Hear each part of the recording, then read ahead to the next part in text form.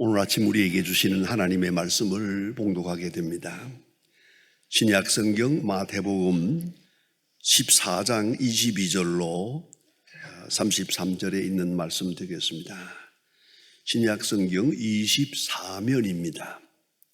신약 성경 24면 마태복음 14장 22절부터 봉독하게 됩니다. 이 계시의 말씀을 봉독할 때에 다 함께 하나님의 음성을 들으실 수 있기를 바랍니다.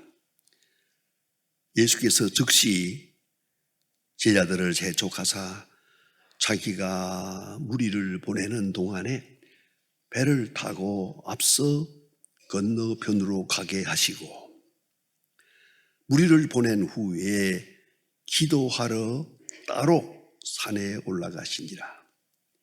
저물매 거기 혼자 계시더니 배가 이미 육지에서 술이나 떠나서 바람이 거스림으로 물결로 말미암아 고난을 당하더라. 밤 사경에 예수께서 바다 위로 걸어서 제자들에게 오시니 제자들이 그가 바다 위로 걸어오심을 보고 놀라 유령이라 하며 무서워하여 소리를 지르거늘 예수께서 즉시 이르시되 안심하라. 나니 두려워하지 말라. 베드로가 이르되 주여 만일 주님이시거든 나를 명하사 물 위로 오라 하소서 하니 오라 하시니 베드로가 배 위에서 내려 물 위로 걸어서 예수께로 가되 바람을 보고 무서워 빠져가는지라 소리질러 이르되 주여 나를 구원하소서 하니 예수께서 즉시 손을 내밀어 그를 붙잡으시며 이르시되 믿음이 작은 자여 왜 의심하였느냐 하시고 배에 함께 오름에 바람이 그치는지라. 배에 있는 사람들이 예수께 절하며 이르되 진실로 하나님의 아들이로소이다 하더라. 아멘. 아마도 한 200년 전 얘기입니다. 선교사 요한 웨슬레이라고 하는 분이 영국 사람입니다. 배를 타고 미국으로 선교 여행을 출발했습니다. 가는 중에 큰 풍랑이 일어났습니다. 모두가 두려워서 떨고 모두가 하나님께 기도하고 울부짖는 그런 시간이었습니다. 그럼에도 불구하고 요한 웨슬레이는 조용하게 찬송을 부르고 있었습니다. 밝은 얼굴로 찬송을 부르고 있어서 선장이 그에게 이렇게 말했다고 합니다. 넌 하나님도 없냐? 하나님도 믿지 않느냐? 이 어려운 지경인데 기도해야지. 부르짖으며 하나님 앞에 기도해야지. 어떻게 너는 찬송을 부르고 있느냐라고 꾸짖듯이 말을 했는데 그때 한 요한 웨슬레이의 말이 명담으로 오늘까지 전해집니다. 걱정하지 마세요. 잘 갈 겁니다. 잘 갈 겁니다. 미국을 가든지 천당을 가든지 둘 중에 하나 잘 가게 될 것입니다. 유명한 얘기입니다. 그리고 그 후에 그가 풍무대자 갈대와 하는 유명한 찬송도 만들어서 오늘도 우리가 그 찬송을 부르게 됩니다. 여러분, 우리 가운데 근심 걱정이 많습니다.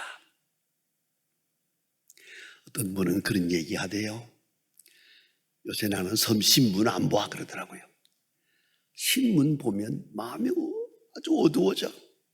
아주 영 좋지 않아서 신문을 안 본다고 하는 그런 얘기까지 합니다만은 어쨌든 근심 걱정이 많습니다. 정치적으로, 경제적으로, 사회적으로, 문화적으로, 가정적으로 아니 내심 여러 가지의 근심 걱정이 있습니다. 그 원인이 뭐겠습니까? 세상 때문입니까? 사업 때문입니까? 인간관계 때문입니까? 아니, 흔히 말하는 대로 환경 때문입니까? 아니옵시다. 모든 근심, 걱정의 원인은 믿음입니다. 믿음이 흔들리기 때문입니다.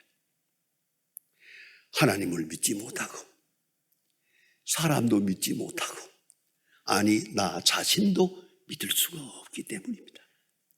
모든 원인은, 모든 불안과 공포의 원인은 믿음이다. 그걸 잊지 말아야 합니다. 믿음하고 말할 때 좀 더 신학적으로 정리하면은 믿음은 3차원에서 이루어집니다. 여러분, 첫째 믿음은 하나님의 존재와 그 능력입니다. 하나님이 천지를 창조하셨고, 하나님이 경륜하시고, 하나님이 세상을 주관하시고, 하나님에게 능력이 있다.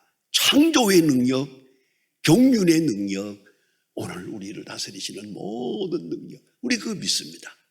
아주 추상적입니다만은 그런 신앙, 하나님에 대한 믿음, 능력에 대한 믿음, 첫째요. 두 번째가 하나님의 지혜에 대한 믿음이 필요합니다. 능력도 우리가 헤아릴 수 없지만은 하나님의 지혜는 무궁무진한 겁니다. 내 생각에는 이건 분명히 잘못되는 건데, 아니에요. 이거는 지금 끝장나는 건데, 막장 드라마 같은 사건인데, 아니요. 그것이 역사의 시작이요. 새로운 장을 여는 것이요. 하나님의 경륜, 이 경륜적 지혜에 대한 믿음이 있어야 돼요.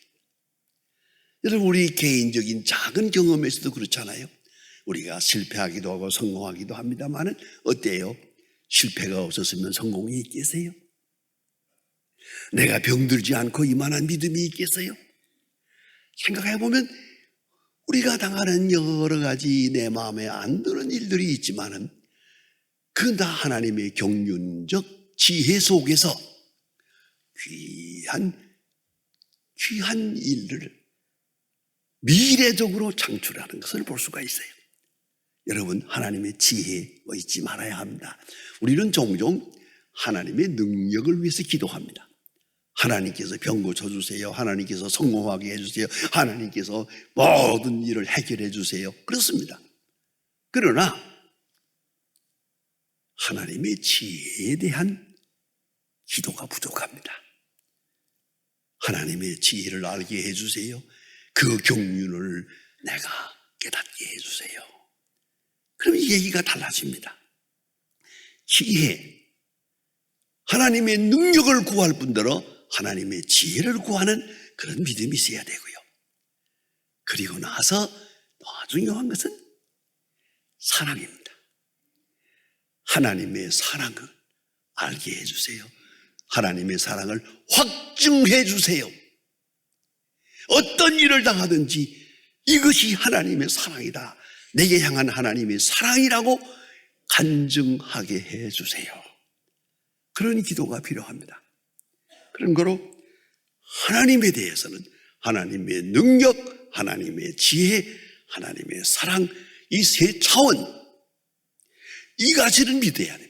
이 확실한 믿음, 여기에 도달해야 그게 바른 신앙이라고 생각을 합니다. 믿음에는 두 가지 날개가 있습니다. 하나는 그 믿음을 받아들이면서 믿음이 내게 와서 확신으로 바뀝니다. 객관적 신앙이 주관적 신앙으로. 그래서 확신을 가지게 됩니다. 그렇게 응답하게 되고 또 한 가지는 그에 따라서 순종하게 됩니다. 믿고 순종합니다. 믿고 기뻐합니다. 믿고 찬송합니다. 그것이 신앙입니다. 아브라함이 하나님을 믿어서 말씀에 따라 고향을 떠납니다. 갈 바를 아지 못하고 고향을 떠납니다. 아브라함이 믿음입니다. 여기는 모험이 있습니다. 그러나 하나님을 믿는 믿음 안에서 조용히 순종하고 그와 같이 먼 순례의 길을 떠납니다. 우스운 얘기 하나 할게요. 1963년입니다. 아주 오래전 얘기죠. 우리나라 사람들이 처음 만든 자동차가 있습니다. 그게 바로 브리사라고 하는 겁니다. 사실은 그 브리사라는 조그마한 자동차 예쁘게 만들었습니다만은 그 엔진은 2기통입니다. 양기통이고요. 그게 오토바이에 사용되는 그 엔진을 자동차에다 넣어서요. 그런 조그마한 자동차가 한때 있었어요. 이걸 제가 시무하던 교회에서 그 학교를 경영했는데 학교에서 그걸 샀어요. 그 학교에서 저들로 좀 타라고 그래서 제가 언제 이 차를 타고 아주 새 차입니다. 근데 이걸 타고 집에 들어왔어요. 그러니까 우리 아이들이 그때 어렸을 때인데 얼마나 좋아하겠습니까? 아버지가 차를 가지고 그래서 전부 다 올라탔지요. 두 놈이 올라탔어요. 좋다고 올라타고 아빠 빨리 가 그러잖아요. 아내가 이걸 몰고 떠날 때 저기 제 아내가 서 있어요. 여보 당신도 이거 타라고. 그러니 안 탄다고. 그래 믿지 못하겠나? 그랬더니 그때 한 유명한 말이 있어요. 나는 당신을 믿지만 당신의 운전 기술은 못 믿어. 안 탔어요. 지금까지 그건 문제예요. 안 그렇습니까? 차 안 태워줘요. 그러니까 생각해 보세요. 믿으면 타야지. 안 그렇습니까? 근데 요새는 또 가만히 보면 차를 옆에서 태우면 타자마자 자요. 이거는 시작부터 끝까지 자요. 왜 그렇게 타느냐 그러니까 천당 같이 갈 테니까 아직 편안하대요. 여러분 믿음이 뭡니까? 믿습니다 한다고 되는 게 아니에요. 올라타야 돼요. 운명을 같이 해야 돼요. 그게 믿음 아니겠습니까? 말만 믿는다. 행동은 아니잖아요. 그러니까 평안이 없고 용기도 없는 거 아니겠습니까? 오늘 본문 성경에는 아주 특별한 베드로의 믿음을 생생하게 보여주는 중요한 계시의 말씀입니다. 예수님께서 물 위로 걸어오시는 예수님을 봅니다. 베드로가 물 위로 걸어오시는 예수님을 보고 예수님을 향해서 물 위로 걸어갔다. 그런 얘기입니다. 아무리 생각해도 이 장면은 귀하고 놀라운 계시적 의미가 여기에 있습니다. 왜냐하면 방금 이게 며칠 전 얘기가 아니에요. 바로 어제 예수님께서 5,000명을 먹였거든요. 5,000명에게 떡 5덩이로 물고기 2마리로 5,000명을 먹이는 기적을 보았어요. 이 베드로가 그 시중을 했어요. 바구니를 들고 돌아다니면서 이거 나누어 주는 이런 일을 했어요. 이 엄청난 이 감격, 이런 경험을 하고 지금 이 저녁이 된 거예요. 그런데 예수님은 좀 더 산에서 기도하시겠다고 해서 기도하셨고 제자들은 배를 타고 먼저 떠났다는 거예요. 난 이게 좀 이해가 안 돼요. 예수님을 모시고 가야지 저들만 가면 어떡하나. 어쨌든 이건 수수께끼예요. 그런데 예수님께서 저들이 풍랑 때문에 지금 아주 시달리는 걸 알고 물 위로 걸어서 제자들에게 오셨다는 거 아닙니까? 물 위로 걸어오시는 예수님을 보면서 이 예수가 누굽니까? 5,000명의 떡을 먹인 그분이에요. 바로 그분이 걸어오시는 걸 보면서 베드로가 고백합니다. 예수님, 정말로 예수님이면은 나에게 말씀해 주세요. 너도 물 위로 걸어오라 하고 말씀하세요. 내가 걸어가겠습니다. 이런 얘기 아닙니까? 근데 예수님 참 마음이 좋아요. 걸어와라 그랬지. 베드로가 예수님 앞으로 물 위로 걸어갑니다. 지금 그 장면까지만 생각해 보세요. 얼마나 엄청난 믿음입니까? 베드로는 압니다. 말씀하시면 말씀의 능력이 있고 말씀에 순종할 때 예수 그리스도의 능력이 내게 있다는 것. 이 성경적 진리입니다. 말씀대로 순종하면 말씀의 능력이 현실화된다는 거예요. 그걸 알아야 합니다. 그 베드로가 바로 그런 장면이에요. 말씀해 주세요. 그래, 걸어오라. 말씀이 떨어지자마자 그는 물 위로 걸어갑니다. 예수님께로 걸어갔단 말입니다. 이게 가능했단 말입니다. 이게 예수님만 물 위로 걸어가는 게 아니에요. 베드로도 걸어갈 수가 있었어요. 이렇게 해서 물 위로 걸어가는 이 두 분의 장면을 가만히 보세요. 얼마나 굉장한가. 바로 그런데 베드로가 성경에 보니까 바람을 보고 무서워하는지라. 바람을 보고. 왜 바람을 보아요? 예수님만 보면 되지. 그러면 바람을 보고 그 풍랑을 보면서 무서워해야지. 했더니 빠져들어가잖아요. 그러니까 예수님께서 팔을 잡아 일으키시면서 하시는 말씀이요. 믿음이 작은 자여 어찌 의심하느냐. 얼마나 귀중한 말씀입니까? 말씀 안에 능력이 있다. 그것을 체험적으로 지금 경험하고 있습니다. 그런데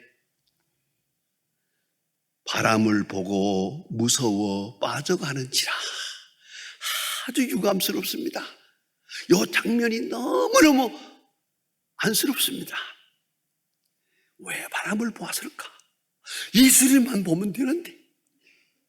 풍랑이야 있건 말건 바람이야 어떤 파도가 밀려오더라도 예수님만 보면 되는데 예수님께로부터 시선을 바다로 돌리는 동안에 그는 빠져들어갑니다. 여러분, 세상 풍랑이 심합니다. 정치, 경제, 문화 모든 면에서 감당할 수 없을 만한 파도가 밀려옵니다. 이제 여러분 무엇을 보아야겠습니까? 파도도 보지 말고 바람도 보지 말고 예수님께 초점을 맞추고 예수님께 운명을 맡기고 그만 바라보았어야 한다는 말입니다. 집중적으로 바라보아야 합니다. 여기서 시선이 떨어질 때 근심 걱정에서 헤어날 수가 없습니다. 이 풍랑 속에 빠져들 수밖에 없는 겁니다. 그 우리의 현실입니다. 성도 여러분, 우리의 믿음의 현주소가 어디에 있습니까? 예수 그리스도께 초점을 맞춰야 되겠습니다.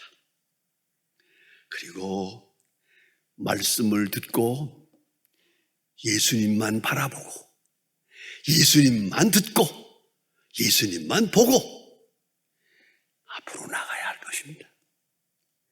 바람과 물결 신경 쓰지 말아야 합니다. 시선을 예수님에게서 잠시라도 떼어서는 안 됩니다. 내가 지금 무엇을 보고 살고 있습니까? 1947년 2월 8일 토마스 에디손이 출생한 지 100년이 되는 해입니다. 그래서 축하 파티가 있었을 때 그가 평생에 가지고 있던 서랍 잠겨있는 게 하나 있어서 그 잠겨있는 서랍을 열어보았답니다. 토마스 에디손의 평생 앉아있었던 책상에 서랍을 열어보았는데 빈 서랍이에요. 딱 한 장의 종이가 있었는데 거기에 이렇게 쓰여 있더랍니다. 캄캄한 곳에 떨어질 때 누가 뭐래도 요나를 생각하라. 요나가 하나님 앞에 범죄함으로 그는 물속에 빠졌고 고을에 그 큰 물고기 뱃속에 들어갔습니다. 그러나 그 요나를 통해서 하나님은 니느웨 성을 구원하시는 역사를 이루었습니다. 요나를 생각하라. 얼마나 중요한 말씀입니까? 요나를 생각하라. 여러분, 내 믿음 어느 정도입니까? 믿음이 작은 자요, 적은 자요. 그렇습니다. 믿음 없는 게 아니에요. 믿음이 작아요. 믿음이 너무 약해요. 너무 초라해요. 분명히 믿기는 믿는데 예수님께 초점을 맞추지 못해서요. 초점이 흔들려요. 여러분, 다시 한번 정리해 보십시다. 세상 끝없이 흔들리고 있습니다. 그러나 우리가 믿는 것은 세상이 아닙니다. 어느 정치가가 아닙니다. 어느 이념이 아닙니다. 오직 예수님께 우리의 시선을 맞추고 흔들리지 말아야 할 것입니다. 우리의 물결이 내 몸에 닿을 때까지 다가오더라도 저 사나운 물결, 파도를 바라보지 말아야 합니다. 그리고 주님만 바라보고 주의 음성에만 귀를 기울이면 능히 이 풍랑을 헤쳐나갈 수 있을 것입니다. 다시 한번 스로보니 여자에게 하신 말씀을 생각합니다. 예수님께서 이 여자에게 말할 때 내 믿음이 크다 그랬습니다. 내 믿음이 크다. 오늘 베드로를 향해서는 내 믿음이 작다 그랬는데 믿음이 작은 자여, 스로보니 여자의 믿음이 크다. 그 크다는 말을 헬라어로는 메가스피스 있습니다. 메가톤급이다. 내 믿음은 메가톤급이다. 칭찬하셨습니다. 확실히 믿음은 있습니다. 우리에게 다 믿음이 있어서 여기까지 왔습니다. 그러나 믿음이 작은 자 희미해요. 흔들려요. 위대한 믿음, 큰 믿음, 확실한 믿음. 그리하면 우리가 아무리 세상 풍파가 어렵고 세상이 흔들려도 우리 마음은 고요할 것이고 우리의 발걸음은 분명히 온전한 영생으로 향하게 될 것입니다. 여러분, 나의 믿음을 한번 점검해 보십시다. 믿음이 작은 자여 어찌 무서워하느냐. 내 믿음이 크다. 네 소원대로 되리라. 여러분, 어떤 믿음을 가지고 계십니까? 우리의 믿음을 재점검해서 위대한 믿음, 큰 믿음, 세상을 이기는 믿음, 그 믿음의 소유자가 되어야 하는 것입니다. 기도하십시다. 하나님 아버지, 우리가 하나님을 믿는다고 합니다. 그러나 아직도 세상을 믿고 있으며 미련을 버리지 못하고 있습니다. 주님께로 가는 믿음을 고백하고 여기까지 왔습니다마는 세상 풍파에 흔들리고 있는 나약한 믿음을 불쌍히 여겨주시고 이제 주님의 손을 붙잡고 다시 주님의 얼굴을 바라보며 주께 초점을 맞추고 확실한 믿음, 위대한 믿음 소유자가 되게 하여 주시옵소서. 믿음의 근본이 되시는 예수님의 이름으로 기도합니다. 아멘.